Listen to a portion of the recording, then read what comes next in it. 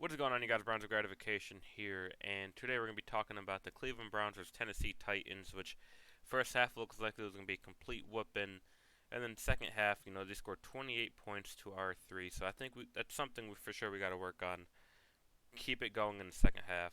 But besides all that, great game from Baker Mayfield, 25 for 33, 334 yards, and 4 touchdowns.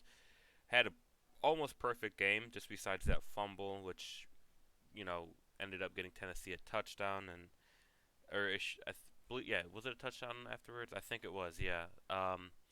Nick Chubb, 18 carries for 80 yards and a touchdown. And then receiving wise, Jarvis Landry stepping up big, back-to-back 8-catch games, 62 yards and a touchdown.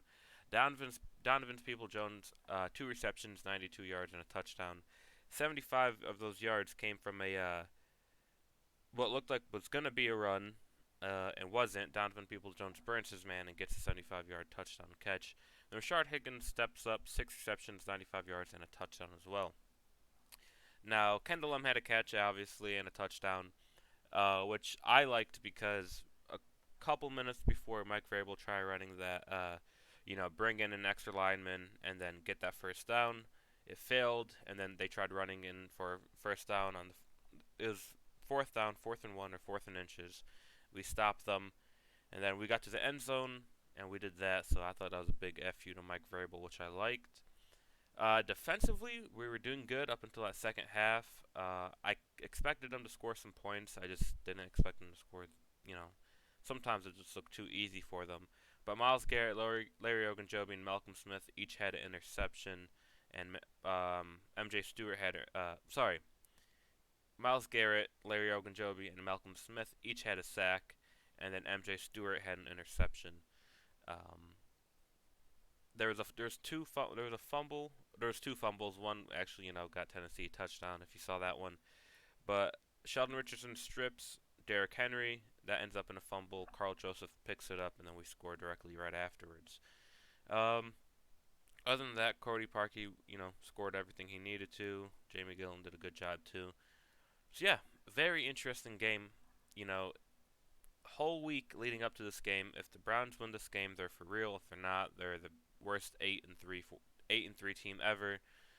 Baker Mayfield not only shows up but plays great. 75 completion percentage, 4 touchdowns just in the first half.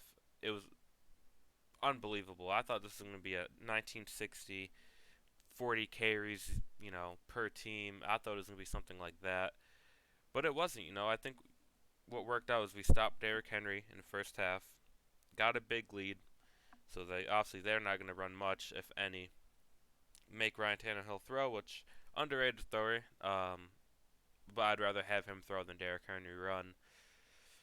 Like I said, second half gave him 28 points.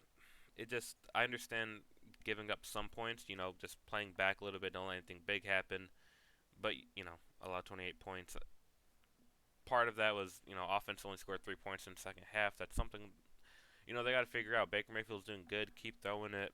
But don't get too predictable, which I understand is kind of tough when you're up by like 28 or 31 points in a second half, and you don't really expect to throw much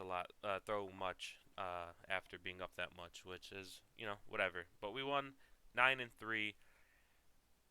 Unfortunately, the Raiders won, so that makes it a little tougher on that Hail Mary, which was crazy. That I don't know what the Jets were doing. That was crazy. Dolphins won too, but we're still clear. The Ravens, we faced them Monday, so that's going to be a fun game, interesting game to watch.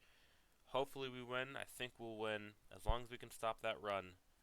Then it should be easy pickings for the Browns. But thank you guys for watching. Like, favorite, subscribe, and peace.